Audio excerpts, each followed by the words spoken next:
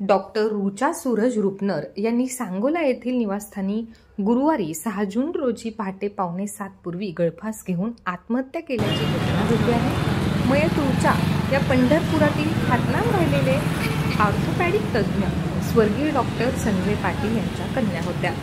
याबाबत शनिवारी दिनांक 8 रोजी सांगोला पोलीस स्टेशनमध्ये मयत मुलीचा भाऊ ऋषिकेश संजय पाटील राहणार पंढरपूर यांनी फिर्याद दाखल केली आहे। डॉक्टर रुचा यांचा विवाह सांगोला येथील प्रसिद्ध फॅक्टेक उद्योग समूहाचे भाऊसाहेब रुपनर यांचे चिरंजीव डॉक्टर सूरज भाऊसाहेब रुपनर यांच्याशी झाला होता। ते सांगोला येथील फॅक्टेक इंजिनिअरिंग कॉलेज वसाहतीमध्ये राहत होते। ते दोघेही एमडी रेडिओलॉजिस्ट होते। त्यांचे पंढरपूर येथे गाडगेबाबा चौकात हॉस्पिटल असून तेथे ते वैद्यकीय व्यवसाय करीत होते। डॉक्टर सूरज यांची वागणूक व्याभिचारी होती।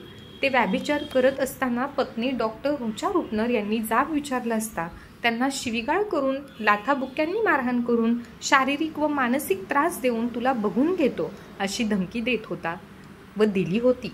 तसेच सूरज यास त्यांच्या व्यवसायासाठी MRI मशीनची गरज होती। ती विकत घेण्याकरिता रुचा हिचे नावे असलेली पंढरपूर येथील जमिनीवर कर्ज काढून किंवा तुझ्या माहेरच्या लोकांकडून पैसे घेऊन ये अशी मागणी वारंवार करीत होते असे दाखल फिर्यादीतून नमूद केले आहे। याबाबत माध्यमांशी बोलताना ऋषिकेश संजय पाटील यांनी माहिती दिली असून बहीण रुचा हिचा मानसिक आणि शारीरिक छळ होत होता। तिच्या नावे असलेल्या पंढरपुरातील प्लॉटवर कर्ज काढण्यासाठी तिचा छळ केला जात होता। तसेच पतीच्या बाहेर खाली संबंधामुळे ती मानसिक तणावात होती।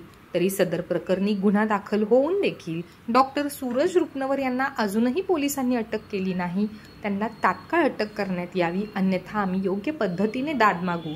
तसेच या प्रकरणाचा सखोल तपास करून जे दोषी आहेत त्यांच्यावर देखील गुन्हा दाखल करावा अशी मागणी केली जात आहे। रुचा सूरज रुपनर ही माझी सख्खी बहीण आहे। तिचा विवाह डॉक्टर सूरज भाऊसाहेब रुपनर सांगोल्याचे फॅक्टेक कोऑपरेटिव्ह बँकेचे मालक त्यांचा मुलगा डॉक्टर सूरज रुपनर यांच्याशी झाला होता 2012 साली एप्रिलला। आता जवळपास 12 वर्ष झाली लग्नाला। तिने 6 जून त्याला पहाटे गळफास लावून आत्महत्या केली। पण हा खरं तर आत्महत्या नसून हा तिच्या सूरज रुपनर याच्या मानसिक छळाला आणि मारहाणीला त्रस्त होऊन केलेला आहे, तसा मर्डरच आहे खरं तर।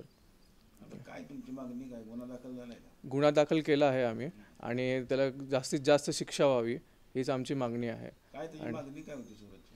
तो लोन ह्यासाठी तिला फार त्रास देत होता। तिच्या नावावर माझ्या वडिलांनी प्लॉट केला होता इथं पंढरपूरमध्ये।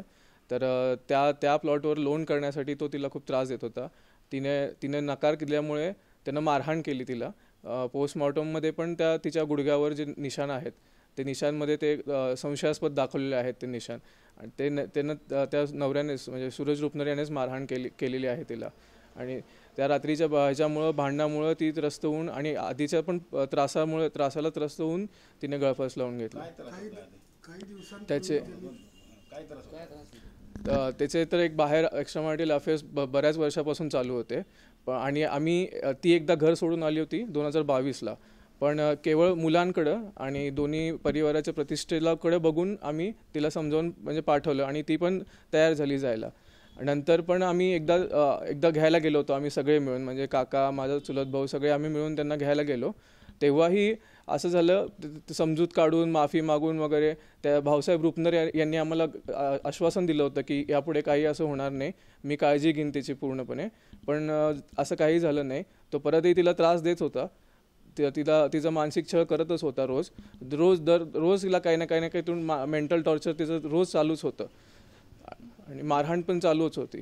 ज्या दिवशी आत्महत्या केली त्याच्या आदल्या दिवशी काही चर्चा झाली होती बहिणीबरोबर? नाही, आदल्या दिवशी आमची काही बोलणं नाही झालं कुणाशी। त्या आठवड्यात झालं होतं आणि हाच विषय झाला होता, लोन विषयी। आणि मी तिला स्पष्टपणे सांगितलं होतं की काही होऊ दे, तू सह्या करू नकोस लोनवर, आणि तिची बिलकुल तयारी नव्हती। आणि ती म्हणाली मला हे खूप प्रेशर करत आहेत, मला खूप मेंटली प्रेशर करत आहेत सगळे मिळून घरात लोनवर सह्या करण्यासाठी। पोलिसांबद्दल काय संशय आपल्याला? पोलिसांची आमची इच्छा एवढीच आहे की पोलिसांनी ट्रान्सपरन्सी ठेवावी त्यांच्या इन्व्हेस्टिगेशन्समध्ये। आता आम्ही 8 जूनला FIR दाखल केलेली आहे, अजूनही त्याला अटक झालेली नाही आहे। लवकरात लवकर अटक व्हावी आणि नाहीतर आम्ही सगळे नातेवाईक मिळून आम्ही तीव्र आंदोलन करू त्याच्यावर।